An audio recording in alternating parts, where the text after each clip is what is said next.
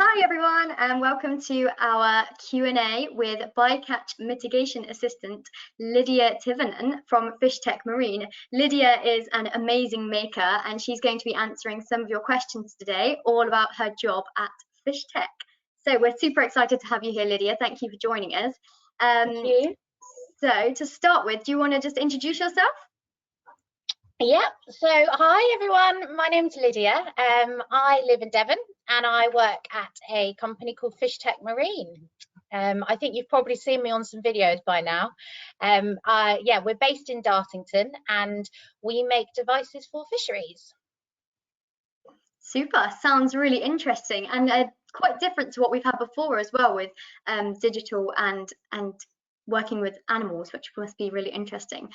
So to start with, we have a question from Gemma in Devon, and Gemma has asked, what is a bycatch mitigation assistant? Ooh. So I don't know, have I, so a bycatch mitigation assistant. Okay, let me begin. I think firstly, it's a bit of a random job title, I have to say, but I think, first of all, I don't know everyone who's watching, I'm not sure how much you know about bycatch. So I should briefly explain bycatch and then I can explain my job better. So bycatch is when fishermen go fishing and they want to catch certain species. They often end up, so they might want to catch cod or haddock or plaice, but what they can often end up doing is catching other species as well. So by mistake, they might catch a dolphin or a seal, or they get tangled up and caught in the nets. So that is what we call bycatch. So it's the capture of species that you didn't plan to catch. So my job as a bycatch mitigation assistant is to help the team and support everyone at Fishtek Marine in our work towards reducing bycatch. So I tend to help with all kinds of things, but it's mainly supporting everyone to make sure that we are reducing this incidental catch by all the work that we're doing. Yeah. Amazing, that's super cool. So it's so interesting to find out how digital can come together and actually help save animals, which is awesome. You must be very proud to do this job. It sounds very cool. It is. So we've got another question from Bella from Taunton, and she's asked, what made you want to make things and work with computers? Well, to be honest, I never really planned on making things myself. That was not really something. I'm not the most practical human being on the planet, so I'm not really a maker personally. But this job, when it came up, I thought the people who do make the things and the work that they're doing is amazing, because it's basically using engineering and digital skills to come up with solutions to these issues and these problems that have been in the world for years. As long as people have been fishing, they've been catching things by mistake. So using those different skill sets and the kind of the brains of the engineers, they've managed to develop these incredible products. And when I heard about the products, I thought, that's a very cool job. I want to help them. I want to help them as much as I can to achieve this kind of aim. But me personally, not the best maker, but it doesn't really matter really in my job. I'm not that great at making things, but I'm very good at helping other people make things.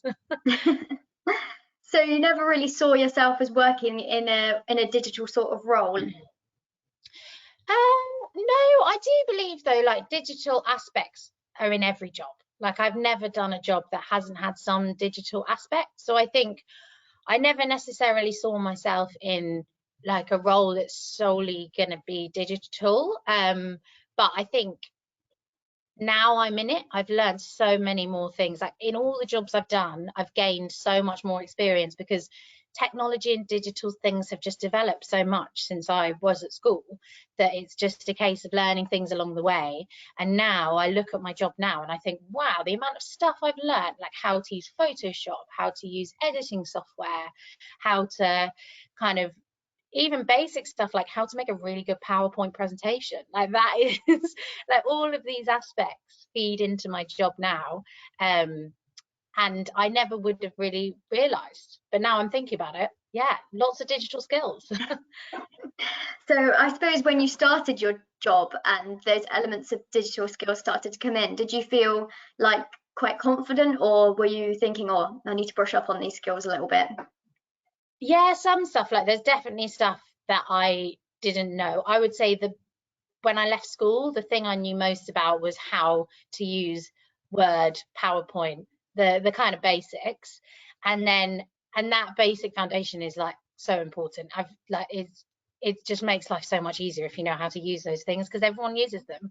But then as I've slowly gone through different jobs, learning how to use Photoshop, I've just had to teach myself. And a lot of it, if people can help you, if you're in an organization and there's a Photoshop expert, it's amazing, because you just jump on them and you're like, please teach me how to use this. So there's been a bit of that, asking people to teach me how to do stuff, a lot of just kind of having to work it out and go through YouTube videos. And I think if this stuff had been around when I was at school and I'd learned how to do it then, it would have saved me so much time, because it's quite time consuming trying to work it out for yourself. So if the option's there for someone to teach you how to do it, take it. I would take it straight away. Yeah, definitely make use of people who have those skills and share skills with everybody. That leads quite nicely into our next question from Billy in North Devon. And Billy has asked, did you do digital at school? So I know you sort of said that you left school with those basics, but when you were at school, did you take GCSE options that were digital based, or were you not that interested then? I didn't really, to be honest. When I was at school, the only option was like, I think it was called business and communications. It was a bit random. But I think, so I didn't really, but what I did do was I did art. So I did art A level and GCSE. And within that, I did like kind of a series of photos and a series, like a videography piece of artwork, and that was all digital based, really. It was like taking photos, editing the photos, and then a lot of videography work, and I filmed a series of images that I put together, and that was my final kind of art project. So I very much got digital skills through that, and then also through, I did textiles. I was very creative. I did art, textiles and drama. So through the textiles work, there was a lot of design stuff as well, using CAD/CAM software and getting the basics of that. And then also through drama, actually, we did a lot of kind of the basics for the set design. Was often actually like a PowerPoint presentation that we'd project onto a wall or something like that. So yeah, in those subjects, I never did specifically digital, but across those different subjects, I learned digital skills that were really helpful. Yeah. Interesting, and it's really cool to sort of think how digital weaves its way through all of those subjects. So you're quite similar to me. I actually did the same GCSEs pretty much, but I did music instead of textiles. And again, with all of those subjects, you do use digital skills with them all to be creative, and you end up using these softwares and things and building up those digital skills. So yeah, sounds like you sort of did do a bit of digital at school for sure. So interesting. And I think definitely at university as well, you end up doing it, like, because I did marine biology as an undergraduate degree, and there you learn about the coding and the kind of more hard, heavy stuff. But I'm really glad that I did the creative digital as well as the kind of more computer sciencey digital, because it's kind of gives you a broad look at both options and how kind of keeps you open to everything, really. Yeah, definitely. It's good to keep your options open. Fantastic.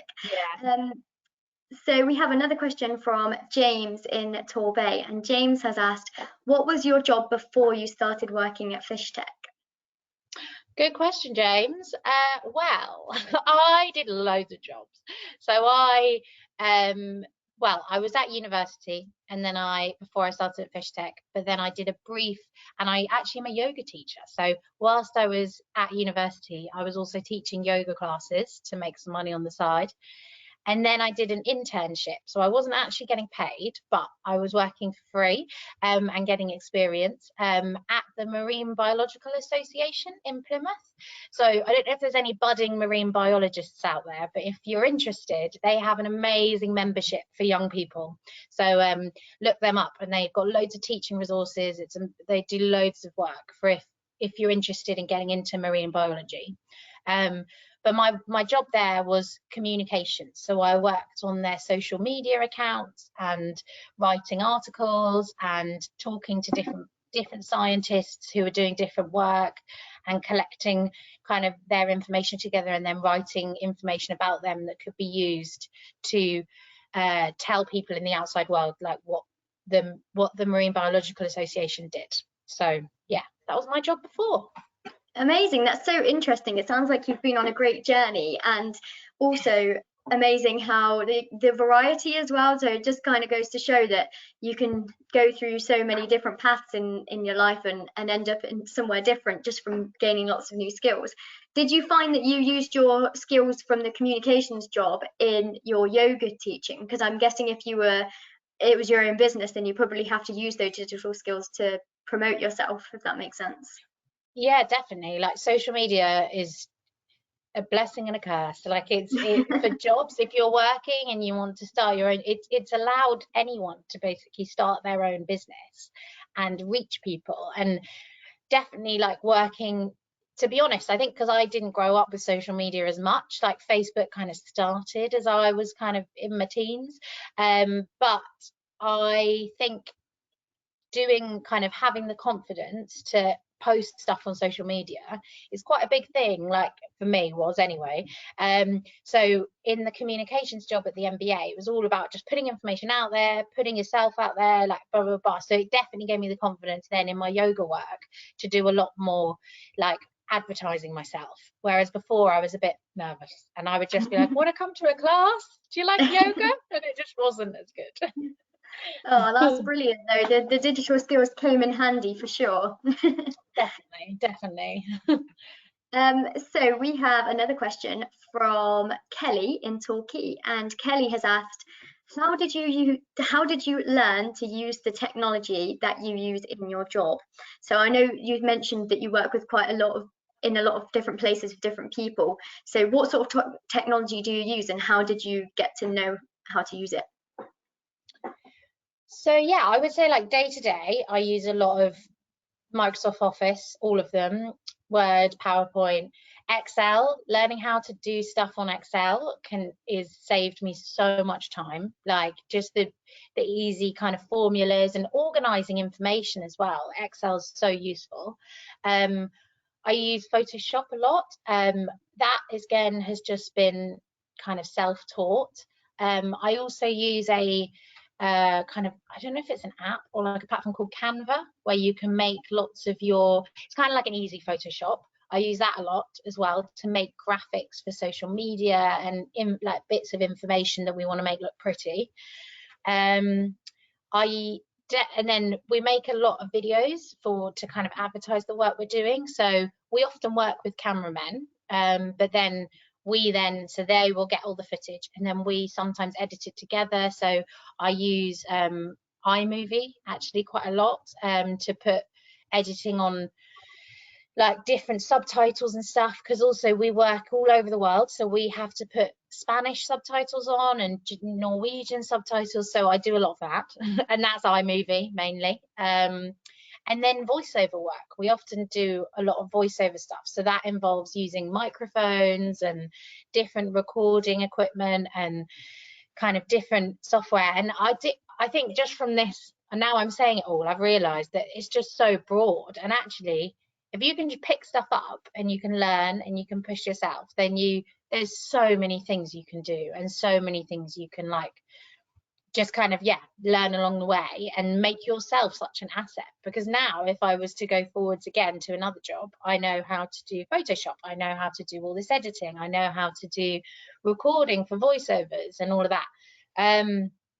But yeah, and then with some of the technical stuff, I know in the video you saw Dave programming the different circuit boards. So that is something I knew nothing about. And to be honest, I don't know if I fully understand it, but I can do it because Dave's just taught me how to do it. So I know now what coding to do, what to press, how to make sure that all the boards are programmed correctly. And that is so crucial. That role is so crucial to our products, because if that's not done properly, then the products don't work. So at the end, so it's very important. Yeah, I feel like I've just waffled. Is that clear? Is No, that that's common? Is that fantastic. And helpful? definitely. And it's really interesting the way you've sort of gone through and probably named about 10 different ways that you use your digital skills. And I wonder if the people watching, if they were to go away and list off all the ways that they use digital in their life, which might be social media or sharing videos or making little videos with their friends, then yeah, maybe they know that they have lots of digital skills as well. It's really interesting. And I know you mentioned Canva. Canva is amazing. I use it all the time, and I will share Amazing. that with everybody who's watching because it's free as well. So I'll make sure that everyone It's can view so it. good, honestly, and also it's so quick, and the stuff you can make. And I've not only used it for work, like I use it with fun stuff with my friends. Like we, like it's nice. You can make cards. I love it. Use Canva, It's everyone. It's brilliant. amazing. It's great if you want to get into designing and making things. It's really Yeah, fantastic. definitely. Yeah. Super. Okay, so let's see what other questions we've got. We have got Dylan in Exeter. Dylan has asked, what is your favourite part of your job? Well, I do love it when we get to go on boats and go out to sea. That is a very, very fun part of my job. Last year we went out from Cornwall off the coast of Penzance and we saw the blue sharks. That was amazing. And we got to swim with them and do lots of kind of research. So that aspect of my job I love the most. It's few and far between, to be honest. Don't get to do it all the time. So I would say my other favorite part of my job is actually getting to do stuff like this. This is fun, like communicating with people about the work we're doing. That's what I enjoy doing. Yeah. Because I think it's very Brilliant. easy for you. It's very easy when you're doing stuff that it's very time consuming. So you're kind of focused on what you're doing and you're like, oh, I've got to do this, got to make this, got to develop this. But it's really important to tell everyone about that because if you don't tell people, then no one knows. So I think that's kind of my favorite bit, communicating about what we're doing. Fantastic. It sounds like a super adventure to work at Fishtek, definitely going out on boats, and because it's not based on the coast, is it? So you get to sort of adventure No, off and do things yeah, elsewhere, which is really cool. I know in the videos that we saw before, with the walk through the factory, and there's all the sort of machines that are making everything. Do you get to spend much time in there seeing all of the products come to life? yeah, I'm there all the time. And also when we're really busy, I help in production as well. So that's kind of a big part of it is to jump around. So yeah, spend a lot of time in the factory. It is incredible. Didn't really know anything about machines and robotic machines. Now I know a fair bit more. But it's amazing just to see how things go from an idea to a product that's being churned out every day, kind of hundreds of them, and the production and how automated it is, how it just runs itself. Like once you've set it all up, because it's all computer automated, you are just getting the different components to the products are just coming out all the time. So yeah, I spend quite a lot of time there, and we test everything by hand. So because we want to ensure really high quality, we have the computer set up and they power the machines, and then the machines give us the different aspects to the products. Then we put everything together and then we physically will test it just to make sure that it's all sorted and we know it's going to the customer at like the best quality it can be. But yes, the machines are incredible, and that is such a skill as well. If you learn CAD CAM, like CAD designing, is amazing because you design all of the tooling on CAD and then the machines then make the different products. So it's a huge area. If you're interested in it, I definitely get in touch because this is a lot of the work that we're doing is through CAD CAM design, and it's a big part of engineering as well, to be honest. Yeah. Absolutely, yeah. It sounds super exciting, and it must be so satisfying to see things come from an idea on a computer and travel through and get made into something real life that you can hold in your hand, which is really cool. And also knowing that it's going towards a good cause as well, because what you make saves animals, basically. It saves their lives. Yeah. In our session plans, we've got some different programs that you can use where you can design what was it that you called it? CAD, yeah, computer aided design, yeah. Yeah, we've got some of those. So for anyone watching, have a look at our session plans and have a go at designing something yourself. It'd be super exciting. So our next question is from Leah in Torbay. And Leah has asked, do you think it's important to be good on a computer? I think it helps. Like, it definitely helps if you can. And I think, yeah, it is important. And I think if you really, really struggle with using computers, there's other options. Like, it's not the be all or an end all. But if you can go into a company and you go into a job and you know how to use a computer and the basics of a computer, that is quite expected nowadays. And it would be, I think, it puts you in a much more comfortable position than someone going in who doesn't. You're more likely to get the job, probably. So yeah, I do think it is important. But if you struggle with it, there's definitely so many learning opportunities out there and things to help. And YouTube, honestly, YouTube videos, everything. I just YouTube everything. How do I do this on Word? Oh, here we go. There's a video. So yeah, it is important. Definitely, absolutely. I think, yeah, most employers would agree with that, that having those basic digital skills are super important for a job. And, you know, even if you might not be so great at them to begin with, as long as you keep an open mind and make sure that you're willing to learn, you'll definitely gain success, which is very good. So we have another question from Ruby in Plymouth, and Ruby has asked, if you could choose any dream job, what would you choose? Oh my gosh, what would I choose? What a question. Well, if you'd asked me like 20 years ago, I would have said dolphin trainer. That's what I always wanted to be when I was younger. And then I learned about actually keeping dolphins in tanks is kind of cruel. So then I was like, and then when I realized that, I was like, no, what do I do now? But I would say, okay, if I could pick my dream job, I would probably, this sounds so strange, doesn't it? I was saying, but be like a TV presenter who I would love to do like television, like I'd love to make a television show which goes around telling people about the marine environment and bycatch and the issues around that. So, and yeah, communicating that. So maybe be a TV presenter of a television show about bycatch. So niche. No, that's really interesting, and actually something I think we definitely need to let everybody know how important our marine environment is and how to protect it as well. I'm guessing you're a fan of David Attenborough then.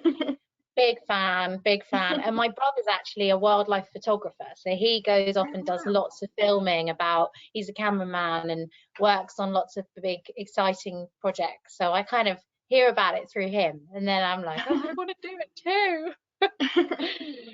Yeah. Oh, that's amazing. And it's kind of really cool that you wanted to be a dolphin trainer. And essentially what you're doing now isn't that far off of it. You get to make things that do help dolphins survive, and it doesn't necessarily train them, but it makes sure that they don't come into any harm or anything, which is really, really great. Exactly. Yeah. And we just had another question come in from one of the schools, and they have asked, how did you go from the artsy subjects into marine biology? Because that's quite a different set of things, isn't it? Yes. So I'm a bit of an odd, so should I start from the beginning? So I'm 31 now, so I'm not young. Well, 31's not old either, but I'm 31 now. So when I was at school, I did art, textiles, drama, and English. My mum made me do English, which was sensible now. I think that was a good idea. And then I didn't really know what I wanted to do, to be honest, after school. So I ended up starting a textiles degree. And then I did about 2 months of that. And I was like, not for me. I don't enjoy this. It's not what I want to do. So I dropped out. It was a bit scary, but I left. And then I did a secretarial course, which they don't think they really exist anymore, but it was basically like a business course where you learn how to use computers and how to work in business. And then I worked as a personal assistant for quite a few years. And then I just realized, I was like, this is boring. I don't like this. I'm not doing anything I want to do. Like, I'm just really organized, but it's not very exciting. And then I started kind of finding out more about traveling and exploring different things. And I ended up going abroad, and I found a really cool project which was cheap, because some of these projects are so expensive, where you can volunteer. And I volunteered with manatees. So I don't know if anyone knows what a manatee is, but Google them because they're so cool. They are actually my favorite marine animal. And basically in Belize, where this place was, which is in Central America near the Caribbean, loads of manatees get hit by boats. So it's really common for the manatee to get hit by the boat, and then the mum, and then that manatee might have a baby, and then the baby then ends up basically being left alone. So what this company did was they helped look after those manatees, the baby ones, help them survive to become adults, and then they released them into the wild again. So it was an amazing experience, and I was there for about 3 months, and then I was like, okay, marine, it's all about marine. So then I came home again, and I was about 23, 24 at this point, and I ended up doing what they call an access to higher education. So I decided I wanted to do marine biology as a degree. I was like, okay, I need to go back to uni, I need to get this degree. And then I did this access course, because obviously my A levels were like art, textiles and drama. No one's going to let you on a science degree with that. So so I did this access course, which was a year, and it was chemistry, biology, physics, maths. It was a real shock to the system, but I managed to do it. It was, yeah. And then I got a place on a marine biology degree, and then, yeah, then the rest is history. So over the time, I've definitely jumped around doing a lot of jobs. I've worked in pubs, I've worked in banks, I've worked in like all kinds of things. I was an elf. I was a Christmas elf for a while. Yeah, so many. And then the yoga teaching I've kind of always done in the background as a good way to make money. So yeah, a whole range of things. And so I haven't had a traditional journey. So if you don't know what you want to do, don't panic. There are many options out there. So, and it will be okay, I promise. I love that, and I love that message of you can change your mind. It doesn't matter if you don't know what you want to do straight away. There's always other options open for you. And I also really love that ultimately, even though you might have changed your mind and done different things that didn't quite work out, they still built up all those experiences for you, and they still built up all those skills in digital, particularly with the skills that you built to then be in the job that you're in now, which is super useful. Definitely. Really. And even like the job I'm in now, like my employers, they said to me that like my experience working in businesses, when I was working as a PA, a personal assistant, that actually was like made them they kind of made them choose me, because they were like, oh, you've got this experience in a different environment that actually isn't necessarily directly what we're doing, but we are a business and it feeds into that. So yeah, all of those experiences over the years definitely built up to allow me to do the job I'm doing now. Yeah, absolutely. Yeah, amazing. You've been on a fantastic journey. That's so cool. What journey? Yeah. So this is our last question now, or no, it's our second to last question, I think. We've got one from Jason in Plymouth, and he's asked, what advice would you give to someone who wants to learn to use technology? I would say do as much as you can. If someone is offering to teach you how to do something, do it. If it is, because you can teach yourself, but it's a lot easier if someone's teaching you. So I would say if someone's offering you an option, just take it. Even if you think, when am I ever going to use this? Do it, because you never know when it will come up and be useful. And I also think if you wanted to go down the kind of coding route and the computer sciencey side of things, I don't personally do this, but I know from a lot of my friends who are really into that just playing around at home, just kind of playing with the software and working it out, and maybe doing some kind of funny kind of coding to do something different, but just kind of exploring in your own time as well is really important. But yeah, my biggest thing would be, if someone is offering to teach you how to do something, take it. Just take it and put it in your back pocket and pull it out in 10 years time when you need it. Definitely, I love that advice, and it's been a main message from a lot of people that we've spoken to who have said, take people's offers. Definitely, you never know when it's going to come in handy, and yeah, practice makes progress, doesn't it? So yeah, absolutely. Definitely. And you find stuff out along the way, like you might be using it and think, actually, I really love this, like maybe I want to go into graphic design, or like you don't know what's going to happen, so you may as well try it out and see. Nothing's going to be bad about it, so you never know what you're going to discover. Absolutely. So our last question is from Sarah in Devon, and Sarah says, do you think technology could help save the planet? Yes, Sarah, I do. Yes, 100%, Sarah, I do. I really do. I think if you look at, although we cause a lot of harm to the planet, so it's a bit of a tough one, because ultimately a lot of the issues surrounding the marine environment, especially what happens in the marine environment, it's down to us and our actions as people. So as much as it feels strange that we're the cause of the problem, but we're also the solution, I think ultimately we can provide a solution. And companies like Fishtek Marine and the guys who I work with, they want to find solutions to these problems. And that solution is through technology. And the fact that by developing an acoustic pinger can save thousands of dolphins a year is incredible. And I think that's just one small thing that 5 people have established from putting their heads together and working really hard. So imagine if all of us did this, if all of us put our heads together and worked really hard and just thought about how we could find solutions through technology, the change we could make, it would be incredible. Like the difference would just be astounding. And yeah, I strongly believe that. And there's so many companies like us out there as well. It's not just us. If you're interested in this kind of technology and environmental, there's so many organizations out there and other companies, and it's definitely growing as an industry. So it's a good time, if you're interested in it, to be thinking about kind of directing yourself in that direction. Definitely. If you want to save the planet and save animals, then brush up on your digital skills for sure, because they will come in handy at some point. 100%, yeah. Fantastic. Well, thank you so much, Lydia, for answering our questions today and taking the time to come and chat with us. It's been amazing to learn more about what it's like to be an amazing maker at Fishtek Marine. We hope everybody has enjoyed our Q&A today and meeting Lydia, and we'll see you next time for our Code Crackers Q&A. Thanks, everybody. Thanks, everyone. Nice to meet you.